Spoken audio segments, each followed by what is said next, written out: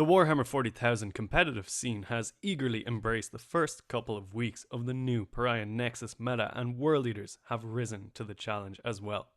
Our win rate has begun to climb, and more people than ever seem to be trying out the Berserker hordes, but today we're going to take a step into the past and examine the meta which has just finished.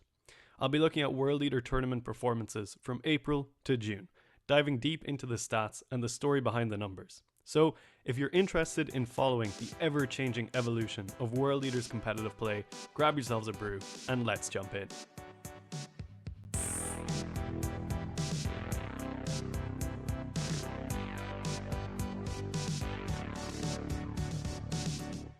Welcome to the Red Path, everyone. My name is Dara, and this is the second installment in our World Eaters Meta Review series, which will cover the competitive meta that took place in the Q2 balanced data slate window right up to the drop of the Pariah Nexus update. While this balance window was actually smaller than the previous one, due to Games Workshop pushing the Pariah Nexus update out ahead of time, we still managed to pull together a very large dataset of World Eater games at tournaments to examine. This video will follow a similar format to our first meta review, looking at World Eater win rates across the season, breaking them down by skill level of players, opponent factions, and other variables, while constructing a narrative around the numbers, so we can understand what's actually happening in the tournament scene. Before we dive into the latest numbers, let's take a brief moment to recap the previous meta review, so we can see which predictions played out over the last season. The first meta review video that we did showed us that World Eaters, while still holding a relatively healthy average win rate, were actually a complicated faction when we peeked behind the simple numbers and dove deep into the stats. One of the big takeaways from that video was the revelation that the World Eater tournament dataset was largely composed of either very high skill or low skill players, with a few average skill players in the middle, which overall contributes to what looks like an average win rate, but in reality is far from that simple. This told me that our tournament players were likely either faction veterans who had been grinding the army for many years and thus built up the experience and skill needed to pilot it efficiently, or relatively newcomers who fall victim to overly aggressive pushes due to being unused to the nuance of playing the army. The lack of mid-skill players also highlights what is probably a high drop-off rate for the army. Newcomers weren't sticking with the faction long enough to skill up, possibly due to the feels bad factor of not seeing success on the tabletop. It also told us that those mid-table players weren't actually seeing a reason to bring World Eaters to events, which could be attributed to a variety of factors, including the meta at the time being quite hostile to the army. I predicted that the Q2 balanced data slate wasn't going to have a major impact on overall World Eater win rates, with small changes not amounting to much for the majority of the player base, but that it might push some of our top players into tournament winning positions. The minor tweaks to our point values likely wasn't going to be enough to give those mid or low table players the boost they needed to start seeing success, but would have more dramatic impacts on top table players who could use those few extra points more efficiently on the table. I also predicted that the gap between high and low elo players would grow wider due to the changes, which would drive a confusing narrative for people who might be struggling with relating their personal experiences to the statistics. And finally, we examined which factions were preying the most on the World Eaters, and unsurprisingly at the time discovered that the biggest culprits were Necrons, Custodes, Thousand Sons, Eldar, and some others. Naturally, over the most recent season, this has changed dramatically with the introduction of codices for Custodes and Orcs, and nerfs to some other factions that saw a bit more play opening up. But how did the World Eater meta change in this last season? Did any of my predictions turn out to be true? Well, let's start crunching those numbers and find out. First up, let's look at the average win rates.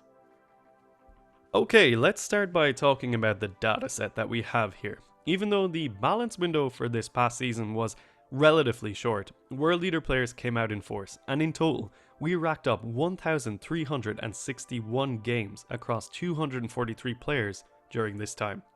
That is a very healthy number when it comes to looking at the stats, since the high amount of games and individuals means the data we are looking at won't be skewed in any particular way due to a small group of particularly high or low skilled players. Even though this season had a much smaller window of play compared to the previous one, representation for the World Eaters was almost identical, meaning that In this shorter space of time, our army was quite popular on tournament tables. It also suggests that we are trending upwards in terms of faction popularity, something which I expect will continue through Pariah, since this new meta is quite favourable for us. But how did the world leaders do on the table? Let's take a look.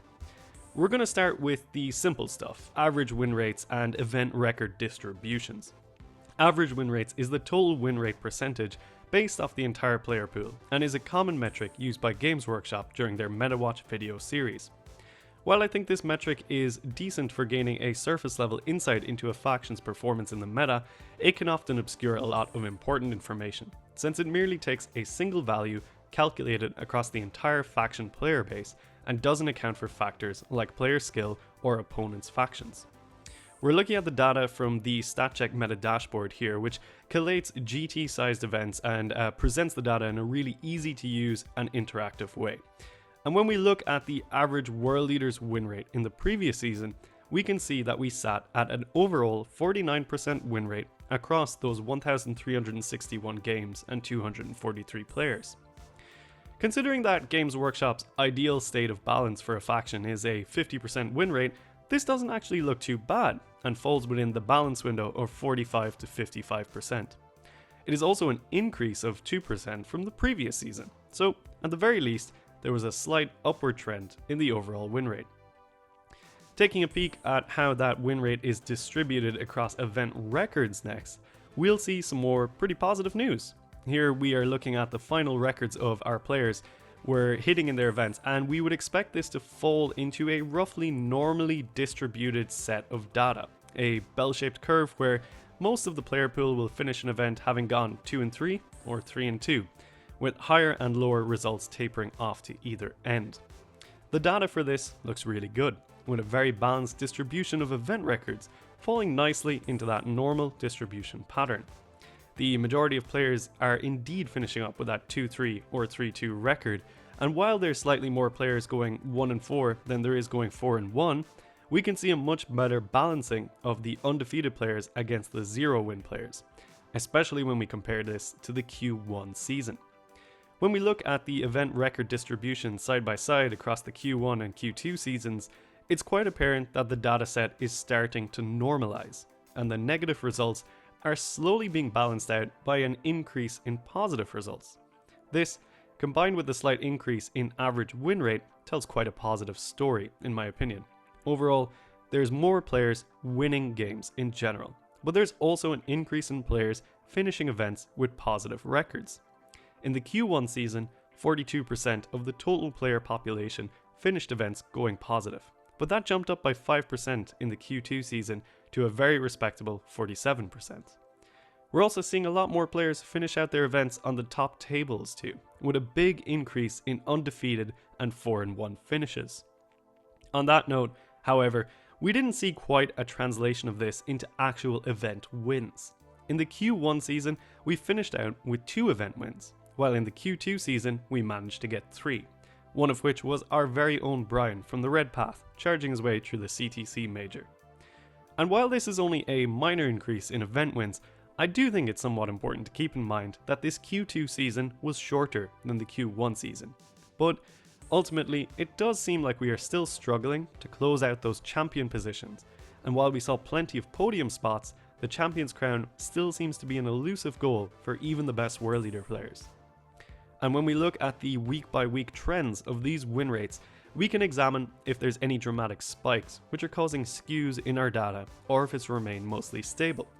Well, when we combine the Q1 and Q2 seasons, we can see that our win rate has definitely been very stable for quite a while, and the introduction of the Q2 balance update didn't really do a whole lot to upset that trend line. There's a slight downward trend in the overall data, but it's a minor one, and what I'm really interested to see is how Pariah Nexus will shake this up. I'm personally expecting a substantial spike upwards in the coming months, since the new meta seems to be quite favourable for world leaders, and preliminary data is suggesting that our win rate could indeed be on an upwards trajectory. So, to close out this section on average win rates, I think we can sum up the Q2 data by saying it's relatively positive and stable. I think it is definitely improved when compared with the Q1 figures, especially regarding the event record distributions, and a small uptick in both average win rates and event wins is really great to see. But as I mentioned, these sweeping averages can obscure a lot of the story, particularly when it comes to how individual player skill can skew the final averages in one direction or another. We're going to touch on that in a later section of the analysis, but next up we'll examine which factions proved the most challenging and which were pushovers for the world leaders. The Q1 season was dominated largely by both the Necrons and Custodes, both of which proved very challenging for world leader players to overcome. But the Q2 season saw a dramatic shakeup. We had new codexes for Orcs, Custodes, Chaos Space Marines, and others, with some key armies like Necrons receiving nerfs in the Q2 balance data slate. But how did that shake up our win rate into those various factions? Let's take a look. Here, you can see how the world leaders performed into all factions present at tournaments across the Q2 season. The bigger the box is here, the more games into that faction that we played. Red indicates a negative win rate, while blue indicates positive, and grey is a more neutral middle ground. When we compare this alongside the Q1 season, there are some pretty big differences. The first thing to mention here is that Necrons still seem to be problematic for the world leaders. While our win rate did climb from 35% in Q1 to 41% in Q2, we did definitely struggle in that matchup. This isn't hugely surprising. While they did get a nerf in the Q2 slate, the standard Canoptic Court list was still oppressive and ultimately quite powerful. In a dramatic shift though, we can see that the Custodes matchup swings heavily in our favour, rocketing from a previous 35% win rate in Q1 to a 55% win rate in Q2. This 20% jump in win rate is definitely explained by the lackluster Custodes Codex, which removed a lot of their fight phase tools, something that was massively inhibiting our ability to win that matchup. Another rather amusing stat is that there was way less Custodes games overall, dropping nearly 60%, which again displays Custodes players dropping off hard after that codex release. This is actually a pretty typical trend for Custodes specifically. When their army is powerful, there tends to be so many Custodes players, and when it gets nerfed, their play rate drops off hard. The big Q2 meta bully, of course, was the Orcs, with both Green Tide and Bully Boys being overwhelmingly popular choices for Orc players. While world leaders did appear to struggle, posting only a 46% win rate into the Orcs, it honestly wasn't as bad as I had been expecting. Personally, I thought the Orc Codex was very problematic for the game, and I did think it would lock down world leaders, but it seems that we did have some play into them despite the negative win rate. Elsewhere, we were struggling a lot into Thousand Sons and Sisters, both factions pushing our win rate down into the 30s. Neither of these were particularly surprising, in my opinion. Unless a world leader player has a lot of reps into Thousand Sons, for example, it's a very hard matchup. They play a very unique style of 40k, which, if you don't understand it correctly, will absolutely destroy you. The Sisters, similarly, were able to abuse their powerful mechanics like Miracle Dice and very low point costs to punish low model count armies like world leaders. Flipping to the good news now, one result which surprised me here was our win rate into the Tau. Tau received a powerful new codex which, in the games that I have played, requires a very careful play pattern to beat. However, overall, world leaders are performing quite well into the Tau, posting a 56% win rate. It's possible that this was due to Tau players not quite having worked out the most optimal builds in the Q2 season, but I was still personally quite surprised to see this. The kind of Breacher fish spam always feels like an uphill battle, so it's great to see world leader players pushing through that difficult matchup. Many of the Q1 staples for positive win rates remain the same here, with world leaders performing very well into Tyranids, Votann, and both variants of Knights. Personally, I was finally able to get the Votann curse lifted, and I'm very happy to see that we are still stomping the squats. It remains to be seen if our win rate into all four of these armies will be high in Pariah. They actually all received significant buffs in the latest balanced data slate, and each of those armies just became much tougher for world leaders to beat on the table. Finally, a lot of our middling matchups improved in win rate when compared with Q1.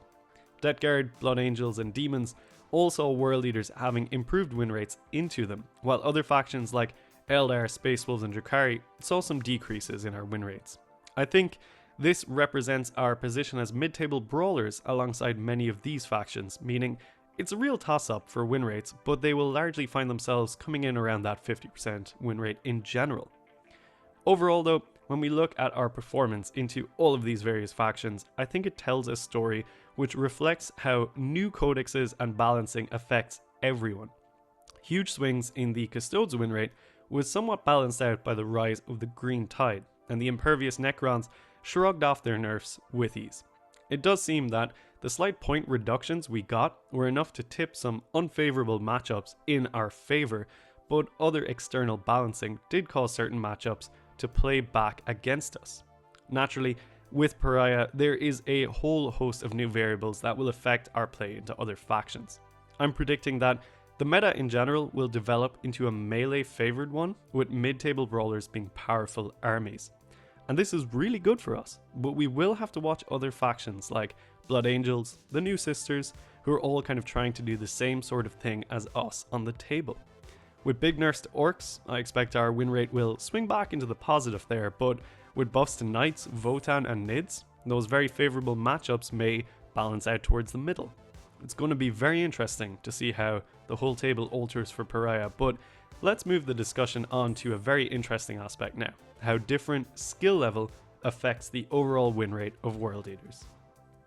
So I covered this in the first meta review video, but it is worth touching on again to remind people about ELO ranking. StatCheck ranks all players who take part in Grand Tournament level events by assigning them an ELO number.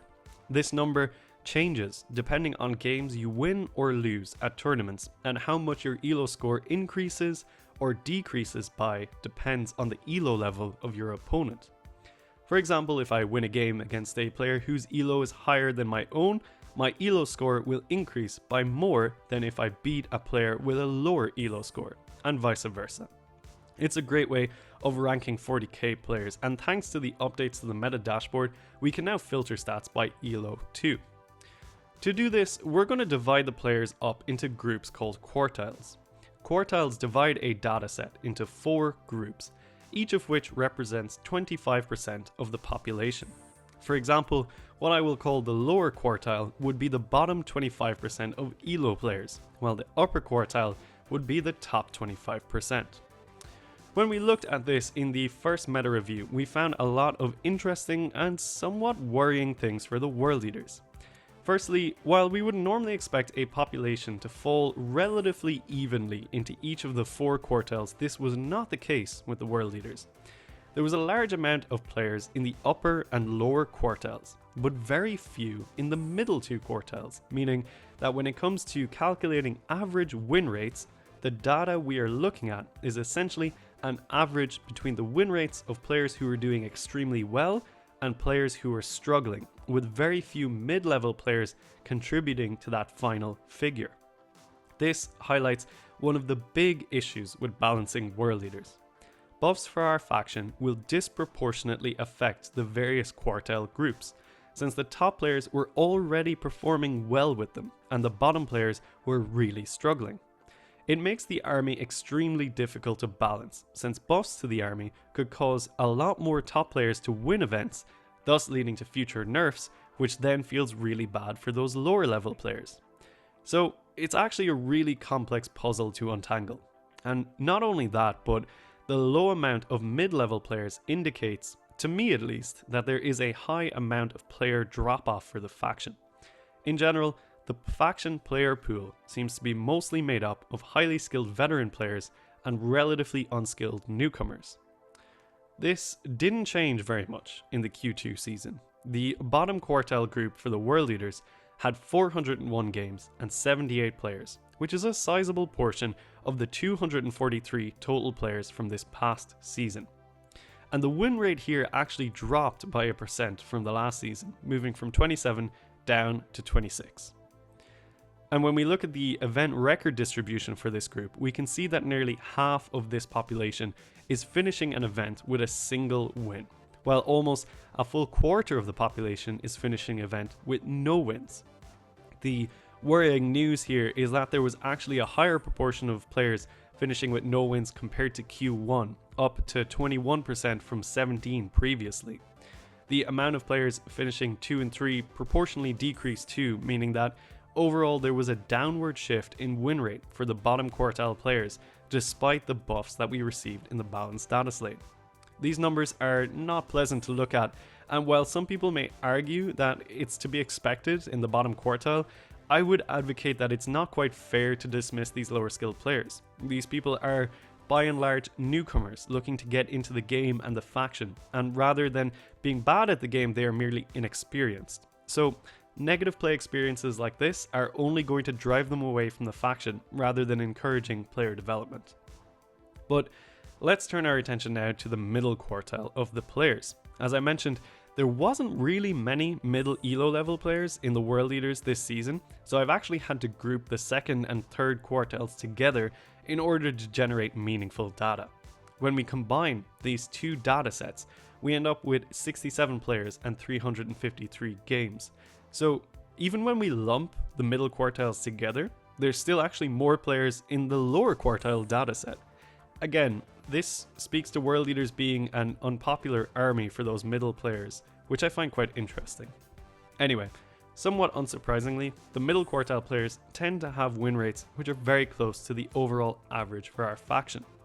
Finishing up this season on a 46% win rate, it hasn't changed at all compared to the Q1 season. However, the event record distribution has moved about a little bit, and when we look at the Q1 and Q2 distribution side by side, we do see some good news here.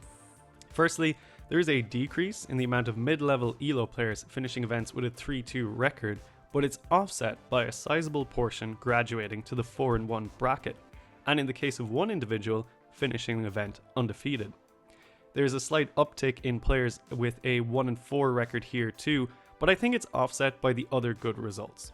Overall, mid-level ELO players are starting to see their data become more normalized, which is pretty much what we would expect to see from the middle of the pack. So I think it's an encouraging development when we compare this against the Q1 season. Finally, let's take a look at the upper quartile of World Eater players. This generally represents faction specialists and veteran generals who have a good understanding of the army and nuances to take it to high placings. In the Q2 season, there was 102 players in this group, accounting for a total of 607 games.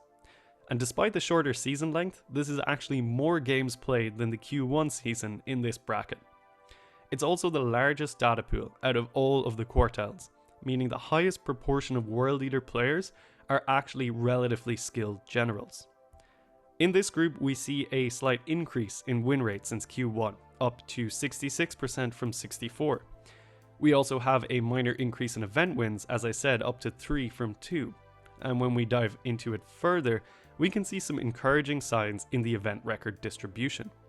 There is a big spike in players going 5-0, up 12% from 2% in Q1, and a similar increase in players finishing 6-0 at events too.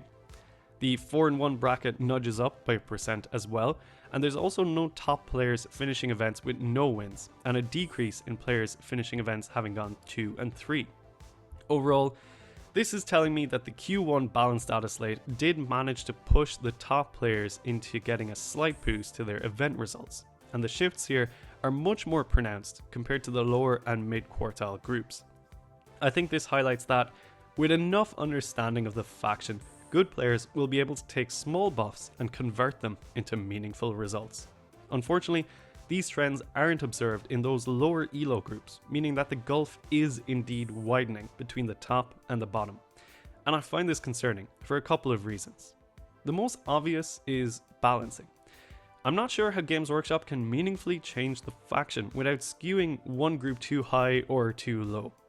If they buff the army enough so that those lower ELO players can start seeing a little bit more success, it will drive the top ELO players into very dangerous, unbalanced territory.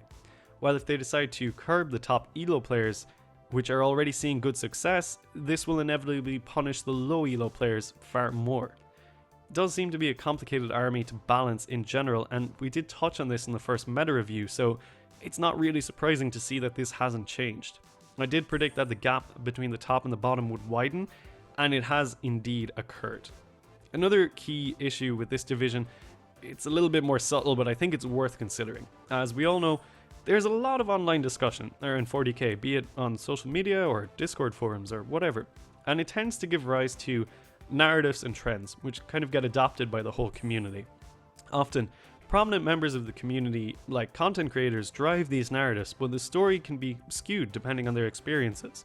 For example, both myself and Brian here on the Red Path fall into the top 5% of ELO players, so our experience with world leaders will be really different compared to someone in the mid or lower ELO quartiles. And in my opinion, this can cause a certain amount of disconnect, where the discussions we are having may not necessarily reflect the experience of large groups of players. And this can also be frustrating for people, as they're unable to relate to these conversations or replicate the success.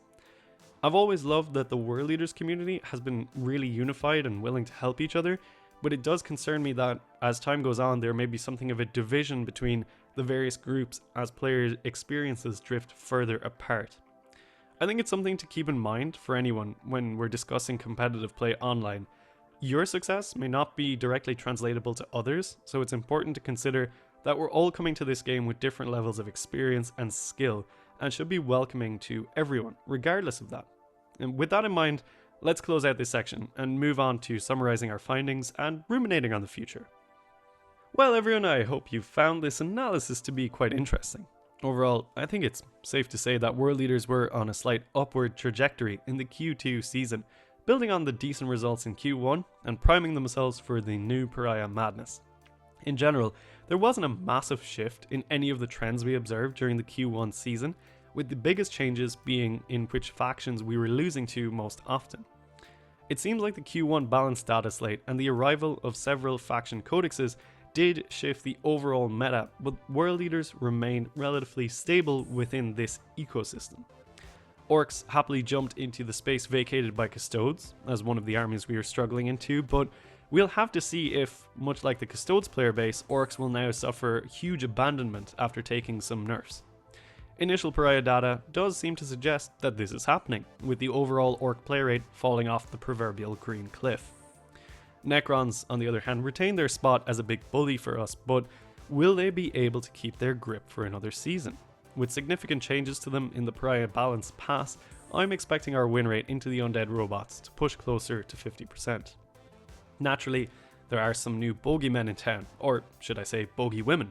With the sisters hitting the scene in a big way, it will be really interesting to see how World Leaders tackle this new problem. I've already played into them, and it's a challenging matchup which requires a delicate balancing of when and how you commit your units.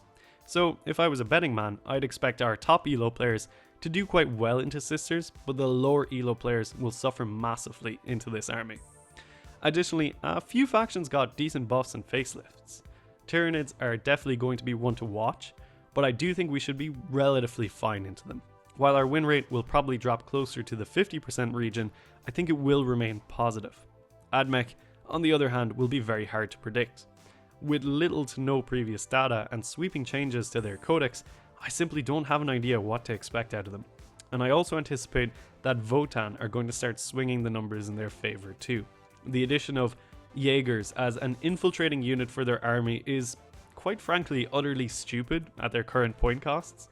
One of their biggest weaknesses was their vulnerability to scout pushes, and with this new unit, they can completely wall off that option for World Leaders and provide so much space for their own scouting bikes to alpha strike us. So expect the Votann matchup to become a miserable play experience. Pariah did also see both 8-bound variants drop in price, which is broadly good for the entire field.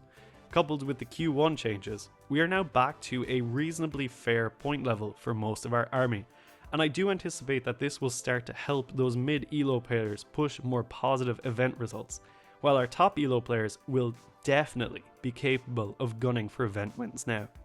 The meta, in general, is probably going to shift to a more melee-centric style of gameplay, which I imagine will suit World Leaders very well, and the change to Heroic Intervention is going to make a very big difference, especially at the top ELO level. The things you can do with 10 Zerks and Mo and a 1 CP Heroic is, frankly, quite disgusting, but we'll talk about that another time. Early data is telling us that World Eaters have managed to finally breach the 50% win rate in Pariah for 2 weeks consecutively, but the question is, can we maintain this position? As more events and bigger events start cropping up, we will get a better idea of where World Eaters are standing, and I can't wait to see it. As always, a special thanks to StatCheck for providing all of this data on the metadata dashboard. It's really fun to play around with this thing, so I recommend you try it yourself and check out the link down below. It'll take you right to their website. For now though, I am going to close this video out. If you've enjoyed it and want to see more meta reviews, drop a comment below and leave a like on the video. It's the best way to let us know that you enjoy this type of content. If you want to support the channel, you can subscribe, join our Discord, and all the other good stuff. Our Patreon offers a competitive focused channel within the Discord, where you can get a lot more like this and focus feedback on how to improve as a World Eaters player. So sign up if you're interested. But let's wrap up this edition of the World Eaters Meta Review. You've been watching The Red Path, I've been Dara, and until the next one, stay healthy, stay safe, and kill, maim, burn.